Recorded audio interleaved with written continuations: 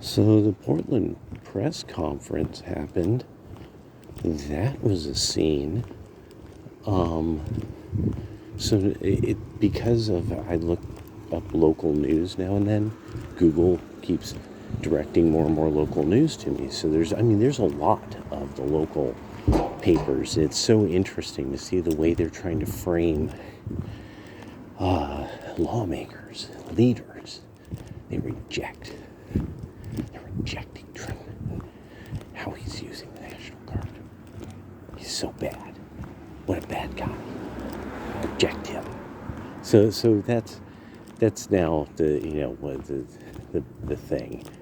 And okay, this is like one of those where I'm like sitting there like, you guys something changed in the consulting to the party and stuff, and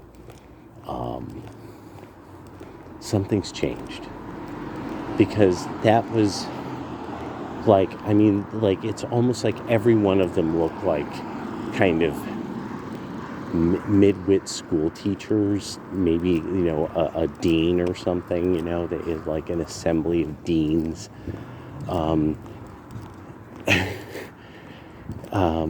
Merkley towering over everyone. That's its own interesting thing there. But the mayor of Portland is just this weird bug man. Like, he's literally the image of Bugman. And then Kotek just has this ever so slightly like sassy, rebellious kind of way she's putting things. And it's just like this idea of like, okay, no, the way you handle this is that you're like, no, we've got this, blah, blah, blah. And that you send the police to stand there and take the fucking abuse. That's what you do. You put them there, and you make them take the abuse, and you make them enforce the orderly conduct on the sidewalks. Can't be in the street. Sorry, you can't have all this loud stuff after sundown. Yada yada yada.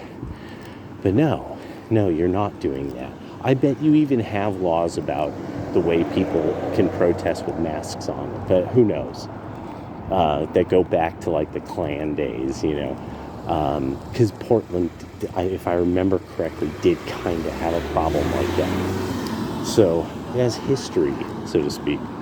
But anyway, and that's why now it's like they're trying to make up for it, even though now they're bleeding people out. They're bleeding out population. And the big thing is they're bleeding out the big businesses and investors.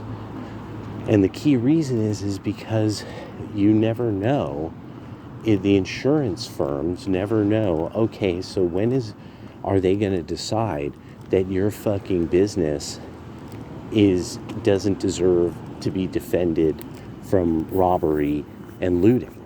That it just doesn't. There's no reason for the police. It's just not happening. How long, that's real world. That's not the imaginary world of Democrat fantasies. Insurance is the real world talking to you. No, it's actually risky to be around you because you're delusional and violent. You're this weird Delulu violent people, and you allow for the destruction of people's property. And that's what insurance insures. So this isn't going to last much longer in that regard. That there is a certain amount of this that's always been, it's kind of fungible. We could give you some tax break, or we can make a deal if you just go up. But now this is like, oh, no, we won't do business in your states, because of how bad your legal system is for our business. So it's over. It's just now a matter of time, and it's going to be really bad, as there's just nothing for an entire class of people, because you can't build it. You can't build the job where the person does the calculations on the calculating computational cloud Uber drive. I'm sorry, it won't. You got to build that. That has to be insured from damage from Antifa. And if they don't exist, then you don't have to. Then why should I insure it against these things that don't exist? So the insurance industry is like, no, delusional, we're out, and that's it. So yeah, this is gonna be fascinating to see them sell all this.